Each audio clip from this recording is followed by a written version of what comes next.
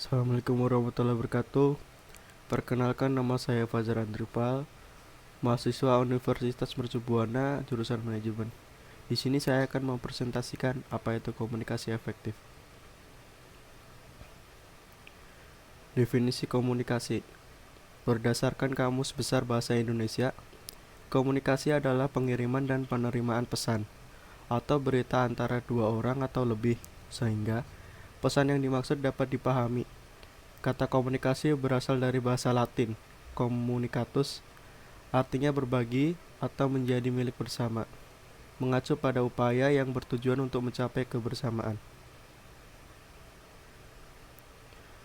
Definisi komunikasi menurut beberapa ahli. Yang pertama, menurut Theodore M. Newcomb, setiap tindakan komunikasi dipandang sebagai suatu transmisi. Informasi terdiri dari rangsangan yang diskriminatif dari sumber kepada penerima. Menurut Karl L. Hofland, komunikasi adalah proses yang memungkinkan seseorang atau komunikator menyampaikan rangsangan, biasanya lambang-lambang verbal, untuk mengubah perilaku orang lain. Menurut Gerald R. Miller, komunikasi terjadi ketika suatu sumber menyampaikan suatu pesan kepada penerima dengan niat yang disadari untuk mempengaruhi perilaku penerima. Unsur-unsur komunikasi. Unsur-unsur komunikasi menurut Harold Laswell dalam buku Dedi Mulyana, ilmu komunikasi suatu pengantar. Cara terbaik untuk menggambarkan komunikasi adalah dengan menjawab pertanyaan who says what in which channel to whom with what effect. Yang pertama, unsur-unsurnya sumber, yang kedua pesan, ketiga saluran, keempat penerima, dan kelima efek. Lanjut, komunikasi efektif. Komunikasi adalah sebuah kegiatan mentransfer sebuah informasi, baik secara lisan maupun tulisan.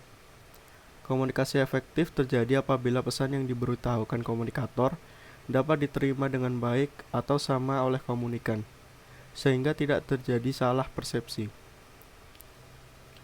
Berkomunikasi efektif berarti bahwa komunikator dan komunikan sama-sama memiliki pengertian yang sama tentang suatu pesan. Oleh karena itu, dalam bahasa asing, orang menyebutnya the communication is in tune, yaitu kedua belah pihak yang berkomunikasi sama-sama mengerti apa pesan yang disampaikan. Menurut Stewart L. Tubbs dan Sylvia Moss, komunikasi yang efektif ditandai dengan adanya pengertian, dapat menimbulkan kesenangan, mempengaruhi sikap, meningkatkan hubungan sosial yang baik, dan akhirnya menimbulkan suatu tindakan. Selanjutnya, agar komunikasi berlangsung efektif, perlu diperhatikan faktor-faktor yang mempengaruhinya. Menurut Scott M. Gottlieb dan Allen, dalam bukunya Effective Public Relation, faktor-faktor tersebut disebut dengan The Seven Communication, yaitu pertama, credibility, kedua, konteks, yang ketiga, content, keempat, clarity, kelima, continuity dan konsistensi, keenam, capability of audience, dan yang ketujuh, channel of distribution. Credibility. Kredibilitas berkaitan erat dengan kepercayaan. Seorang komunikator yang baik harus memiliki kredibilitas agar pesan yang disampaikan dapat tersasar dengan baik.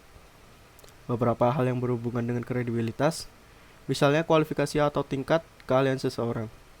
Contohnya, seorang dokter dianggap mempunyai kredibilitas ketika ia menyampaikan hal-hal yang tentang kesehatan. Yang kedua, konteks.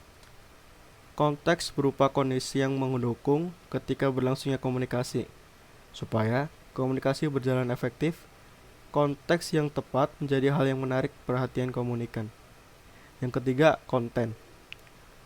Isi pesan merupakan bahan atau materi inti dari apa yang hendak disampaikan kepada audiens.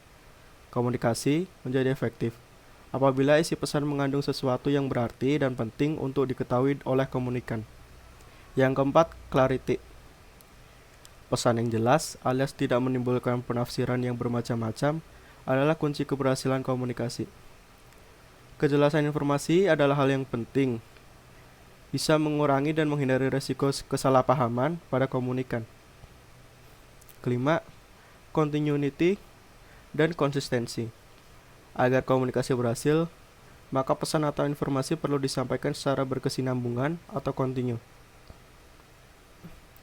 Misalnya, pesan pemerintah yang menganjurkan masyarakat untuk menggunakan kendaraan umum dibandingkan kendaraan pribadi harus disampaikan melalui berbagai media secara terus-menerus, supaya pesan itu dapat tertanam dalam benak dan mempengaruhi perilaku masyarakat. Yang keenam adalah capability of audience. Komunikasi dapat dikatakan berhasil apabila sang penerima pesan memahami dan melakukan apa yang terdapat pada isi pesan. Dalam hal ini, tingkat pemahaman seseorang bisa berbeda-beda tergantung beberapa faktor. Contohnya, latar belakang pendidikan, usia, ataupun status sosial.